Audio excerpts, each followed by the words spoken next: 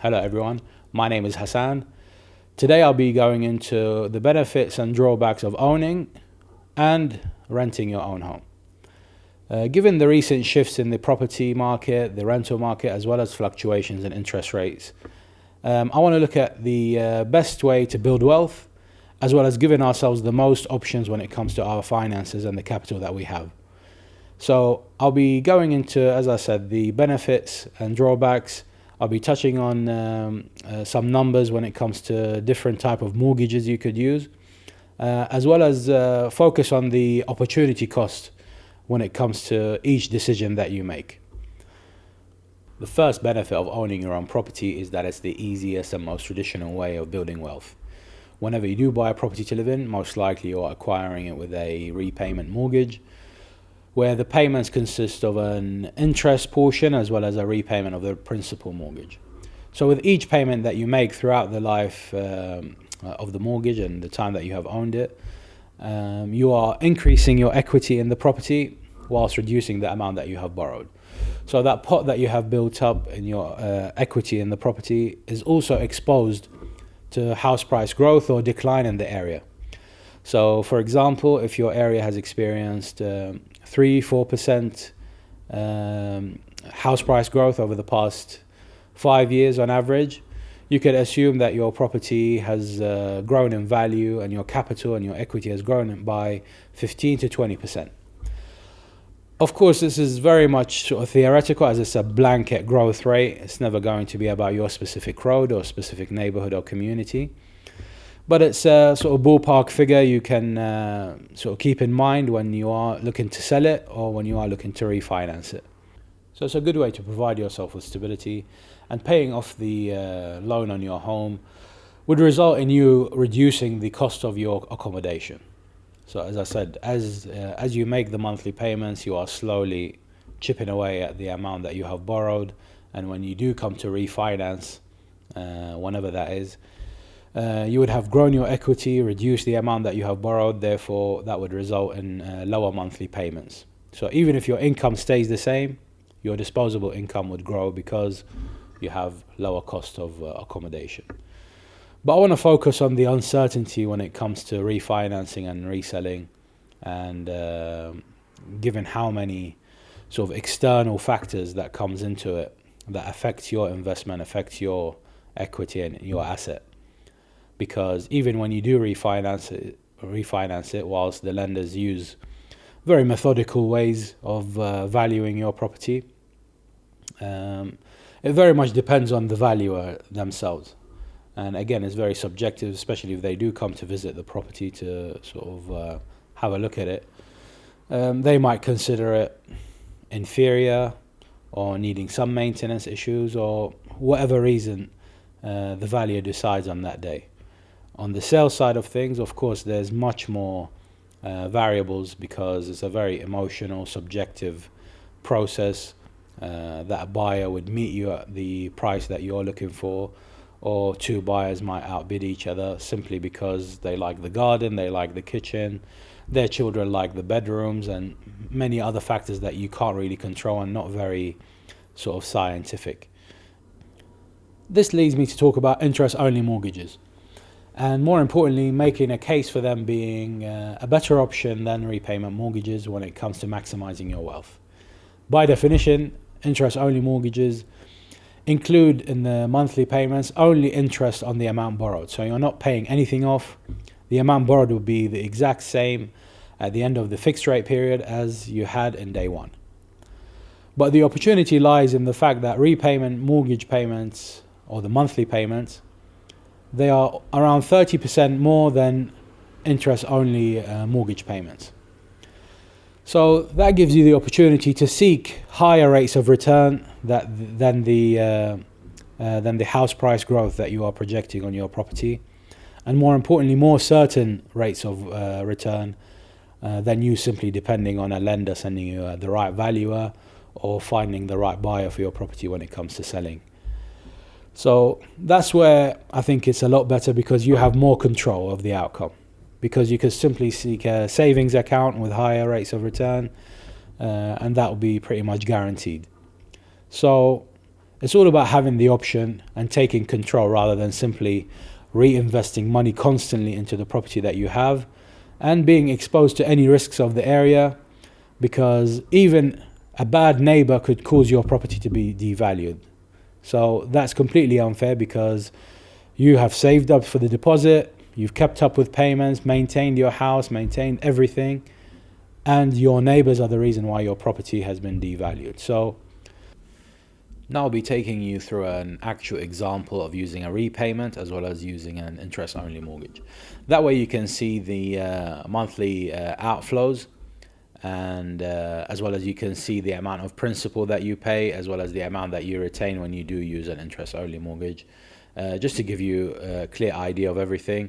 And you really see the difference between the amount paid off versus the amount of surplus sort of retained. And that, I believe, will sort of support my point even more.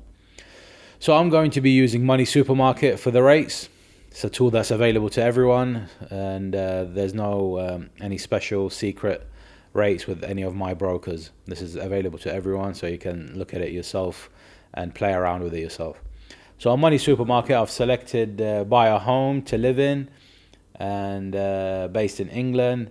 The property value is 500k. Just to keep it round number, we're working on the basis of a 75% loan to value, which is pretty much the standard. That translates to a deposit of £125,000, 25-year mortgage term, again standard, and I've selected repayment mortgage.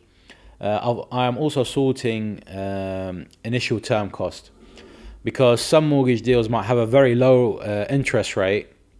They get you with the inflated product fee, which is the fee that you pay upfront, or you can add it to your loan. So you get the option at the time of applying. So sometimes they lure you in with a low rate, and then they take a huge percentage on the actual amount borrowed, which in this case is 375. So sometimes it's 3 or 4% arrangement fee. And obviously you do not want to be paying that much to arrange an actual mortgage unless you really, really have to. You're way better off finding deals from high street banks where the product fees are fixed amount. That way it's nice and easy and sort of the cheapest option there is. So over the first 5-year period, which I am selecting here for the fixed rate, the cheapest deal that we have under those parameters that we mentioned is the Barclays mortgage. Again, 5-year fixed, 3.82%. Product fee is only £899. You can click on the full details here just to see the other fees that they'll ask you to pay when you are sort of going through the application. Again, the arrangement fee is the big one. The others are pretty much negligible. Bank transfer fee, these sort of stuff. This one actually has free valuation, which is very handy, because for larger properties this can become sort of up to £1,000. Which you end up having to pay as well, on top of all the deposit, the stamp duty, legal fees and all of that stuff. So if you do get it for free, that's a bonus. Also check any overpayment allowances. This one says you're allowed to pay up to 10% without any sort of charges or penalties. So do verify that with the broker when you do go ahead with this application. Because sometimes this is 10% throughout the sort of the lifetime of that 5-year period for the fixed rate, or is it 10% per year? So you do need to clarify that in any case, and the broker should do that anyway, but you need to ask it straight away. There are also early repayment charges. So if you do decide to sell, or you'd like to pay more than the sort of the overpayment allowances, some lenders do sort of provide you with different options on different years throughout the fixed rate period. But for this specific mortgage, they are locking you in 4% throughout the 5-year period of the fixed rate. So that way they're just basically trying to lock you in and guarantee their income, basically. So going back, this is a repayment mortgage, as I said. The monthly payment for this is £1,947. And that translates to an annual amount of £23,375, of which you are only paying the principal off by £9,127. 35% of your monthly payment is being used to pay off the mortgage, basically. The rest is all interest. As you can see from the amortization table, this is the amount that's been borrowed, and it shows your annual payment, interest paid per annum, as well as the principal paid, and it shows you the closing balance in terms of what you've actually, the amount borrowed. That's year one, and it shows you here year five, where you would end up if you do select a repayment mortgage. Now to go back to compare it to the interest-only mortgage, again, same parameters, 500k house, deposit 125, again 75% loan to value. The only change here is repayment method. I selected interest only, and again, I have sorted in terms of initial term costs, so the cheapest option throughout this 5-year period of fixed rate, again, which I selected. The cheapest one is Halifax, which is 3.83%, which is exactly the same as the rate of the repayment mortgage, which makes it attractive already. Again, 99 arrangement fee, so £1,000 you pay. This one asks you to pay a valuation fee, which is £100, which is not bad. But you do get cashback of £250, which I would imagine they might simply just take off the first payment. Not sure, obviously verify that, not really important, £250 when you're talking this big number. For this one, repayment charges, overpayments are allowed, please speak with the lender or your broker. Again, I mean, you have to verify that anyway. Early repayment charges, so this one is on a sliding scale. In the first year is 5, and it goes down 1% each year, each anniversary of the mortgage, up until 1% in the final year, in the 5th year. So that just gives you sort of different point of view to how lenders provide you with the options to do any early repayments. The monthly payment is 1,200. Amortization table that I've made here again. So £375,000 borrowed. You're paying 14,366. Zero principal paid. 375k borrowed throughout the period of the loan. The amount that you have repaid on the first year, let's just compare 1 year, just to keep it nice and easy. Under the repayment mortgage, if you select it, you are repaying 9,146 of the amount that you have borrowed. Obviously, when you go for an interest-only mortgage, you're not repaying anything, but your payments are lower. And throughout the year, the difference in the payment in repayment versus interest only, the difference is around £9,000. So pretty much you are even in the amount that you have actually paid off the mortgage and the amount that you have retained. That 9k that you have sort of held back, I'm sure you can find a savings account. You want to put it into ETF, you want to put it into a certain stock, you want to put it into any financial instrument or any investment that you sort of believe in that will return a higher rate than the projected house price growth in the area that you have bought. And more importantly, that rate of return is more guaranteed, so you're not depending on your neighbor or any decisions by the government and as such. If you really do want to sort of repay that amount, put that amount back towards the amount borrowed, then you can optimize optimize the overpayment allowances that you have in that specific mortgage, which again you need to check, because sometimes they allow you an amount on an annual basis, and sometimes they fix the amount throughout the lifetime of the loan. The interest-only mortgage, you get to keep that 9k when compared to the repayment, and you get to decide where you put the money, rather than simply putting it back into your house and be susceptible to government policy risk, monetary policy risk, as well as obviously neighbors, the areas, local MP, local developments in the area that will affect that extra capital you have, which will add up throughout the 5-year period. So 9k a year you are sort of holding back. Over 5 years, that's 45k or around that figure. So that's a good chunk of money throughout the fixed term period of the rate. So it's definitely something to talk about, and I believe, as I said, I keep repeating myself, that 9k you retain in surplus a year by going with the interest-only mortgage. does give you the option, and you get control of that capital rather than on top of all the outlay that you have had in order to purchase the house in terms of the stamp duty, obviously the deposit, legal fees, valuation fees.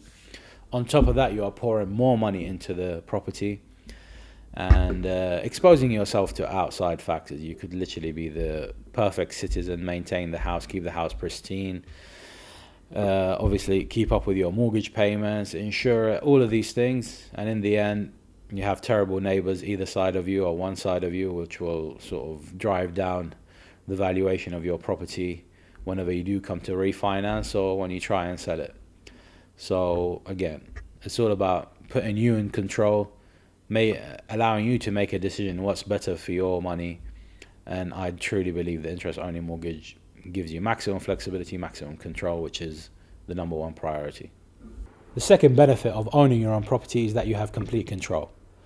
First and foremost, you have control over what improvements you make. You want to change the kitchen, you want to change the bathroom, the flooring. You want to develop the property, increase its valuation by extending it, converting the loft, converting a garage, increasing the number of bedrooms. The possibilities are endless when you do own it because you have final say. Secondly, you have control over when you want to vacate the property. Assuming that you do keep up with your mortgage payments, there's no other party that can tell you when to leave, serve you with a notice of any sort. So you're in complete control of when you decide to leave the property, when you decide to sell it. You might refinance and rent it out and keep it as an investment. Again, it's all about control. The third benefit of owning your own property is that you are sort of reducing your exposure to inflation of asset prices, of rentals, as well as your wages decreasing throughout the period of time as you get older, for example. So when you do own it, as I said, you have control of either you repay down the asset or you're simply locking in the mortgage for X amount of time, guaranteeing your monthly payments basically. So if you're comfortable with $1,500 a month mortgage repayment, or as it could be an interest-only mortgage, you are in complete control for the fixed rate period. This is what I need to pay out. This is what my level of income needs to be in order for me to have this disposable level of income, whether to invest or have a certain lifestyle. So you get security from that side of things. You don't care about rental increases, whether your wages do not grow alongside inflation because your payments for your accommodation is guaranteed and fixed for this period of time. The drawbacks of owning your own home, which I believe several people sort of seem to ignore, first and foremost, it's a huge amount of capital that you need to commit. As I showed you in the mortgage examples, just to acquire the property, you need 25% deposit, which is £125,000 in this example, plus £15,000 stamp duty, plus solicitor fees. And as I said, there are sometimes further expenditures that you need when it comes to surveying, depending on the property that you have and what the lender requests sometimes. So, and that just example, to keep it simple, it's around £143,000 that you need to put down day one just for you to complete on the purchase. About opportunity cost, is it better invested somewhere else, or cost benefit analysis of stability, growing roots, that sort of thing, versus rate of return basically. The second drawback is maintenance cost. You are responsible for everything. You need to insure it. Any roof leak, any burst pipe, you need to deal with it. Of course, everyone says, yeah, but I have insurance. Insurance is very difficult to sort of get money from, because any maintenance issue that's not deemed due to a storm or an accident or an act of God or an act of a third party, that's on you. It's simple wear and tear, nothing to do with us. You need to go foot the bill for the roof. You need to go foot the bill for the old flooring, and so on and so on and so on. So the maintenance is a huge aspect of it, because if the roof is leaking, you have no choice but to actually fix it. Otherwise, you start getting more moisture into the property, into the brickwork, And then you slowly start having structural problems, and then, you're getting into a very bad period where your investment is just going down and down and down.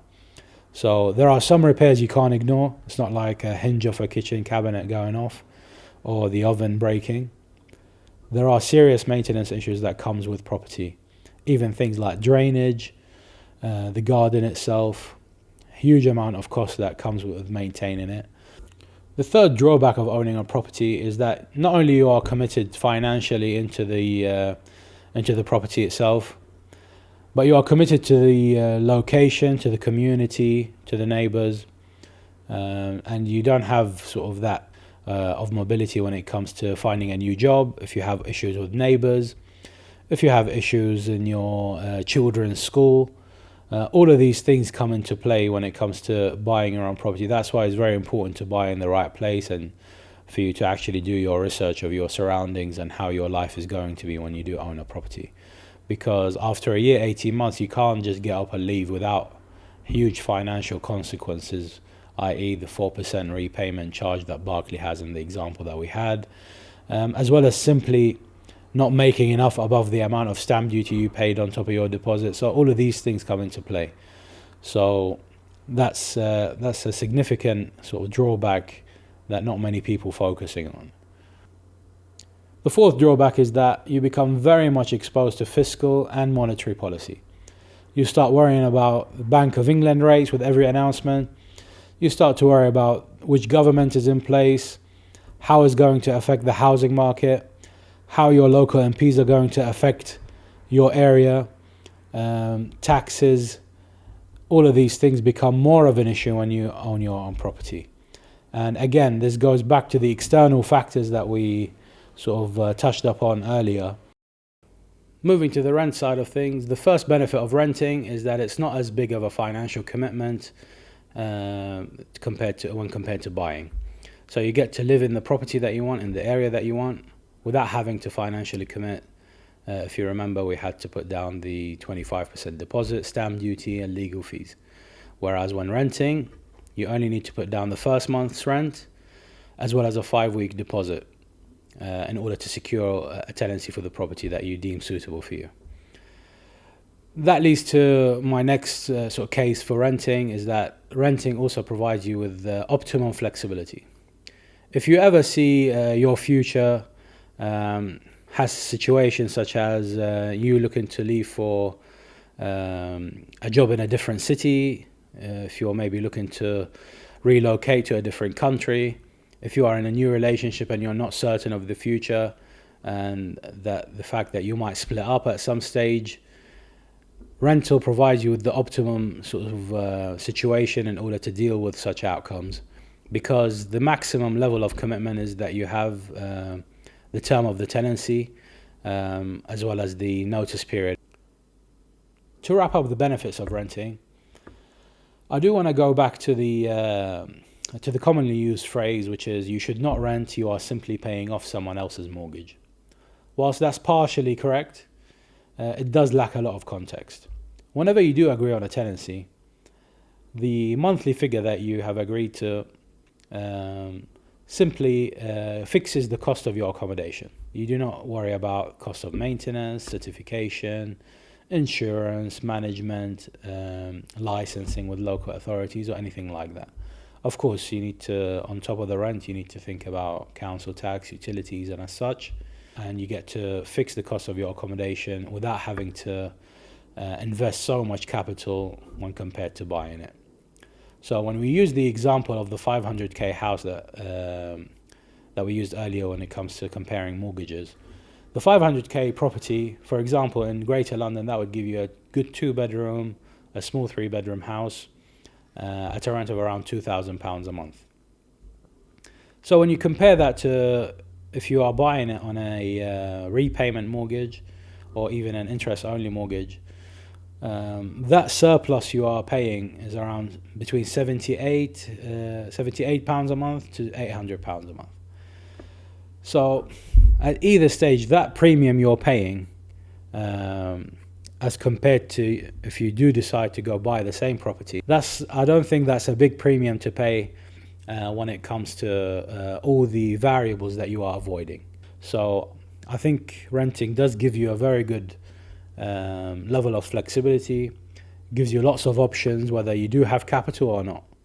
Because if you're in the saving stage, you can move further and further out from the area that you really do want to be in order to minimize the cost of your accommodation and maximize your disposable income, in order to either invest on a monthly basis or simply save a pot in order to go and buy or go and invest a whole chunk. Again, it's all about options. There's no right or wrong. Obviously, the drawbacks of renting is that you don't have the stability that you get when buying. Of course, the landlord can evict you if you behave in a certain way. For example, they might decide to sell it, which again, they can sell the property with you in it, which leads to you changing landlord. You might not like the way they manage your property. They might not be as responsive, and you're stuck with a tenancy agreement in place which you need to honor. The second drawback of renting is that you're not building wealth. You don't get the opportunity to build wealth because you're simply renting, you're paying someone for a service of providing you accommodation. That's all there is to it. There's no opportunity of investing and paying down your debt and through time reducing the cost of your accommodation. The third drawback of renting is that you don't get to sort of provide a stable environment for you and your family because, again, there is that instability when it comes to the landlords looking to repossess the property. And you can't sort of put roots in the community and the area with your neighbors. If you have children, they need to be near a certain school, near their friends, or you have family that's nearby. So all of these factors, you can't depend on renting. You can't think of, oh, I'm here forever or I'm here for as long as I want, because simply that's not true. In order to wrap up the video, we need to ask the question, is it better to buy or is it better to rent? Every answer to these questions has to start with it depends. For me personally, as someone who's settled in the area that I'm in, when it comes to my business, my family, my friends, all of these things, I'm settled where I am geographically. I don't see myself relocating to a different city. Or my decision is I prefer buying. I prefer interest-only mortgages because that surplus allows me to use the capital that I have in a more efficient way, in a more certain way, at a higher rate of return. If you do see uncertainty in your future in terms of where you need to be geographically, you might be in a new relationship that you're not certain where things are going. And this is an important one. Selecting the area of where you're going to buy is huge because in house prices does play a factor now more than ever. So you might not be certain about an area. So there's no harm in it for you to go and rent there just to get a feel for the neighborhood, what sort of people are in the area, if the transport links really are good and not just getting it off Google, what the schools are like if you have children, is it accessible to your friends, to your family, to your job, all of these things you might be uncertain about when it comes to one area or two. So it does make sense to rent because it gives you that flexibility and say, okay, after a year I'm out of here, or after a year, you know what, this area is good, I believe it's going to go up in value, therefore I should buy here and get settled here. It's all about maximizing your options, your flexibility, your wealth. You don't want to be tied down in one way or another or locked in.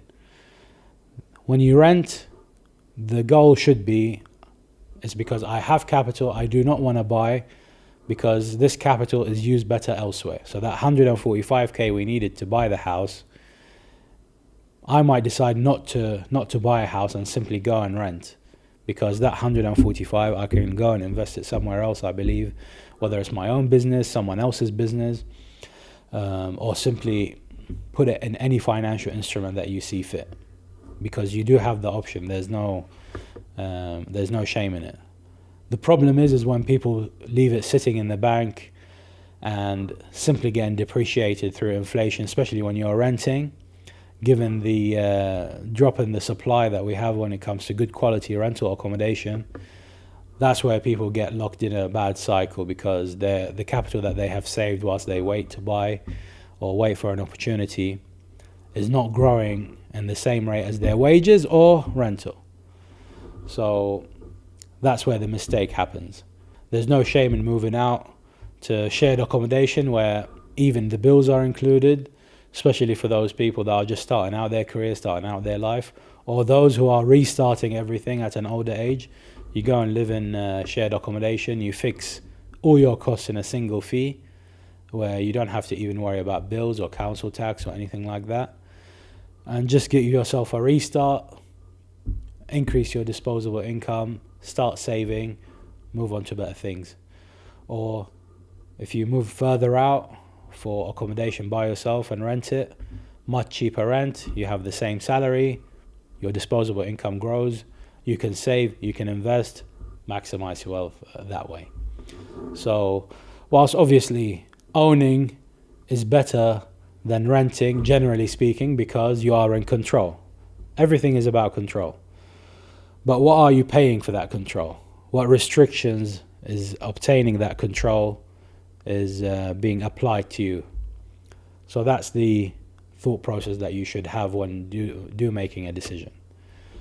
Thank you for watching. Like, follow, subscribe, comment to try and prove me wrong, which is highly unlikely. Thanks for watching.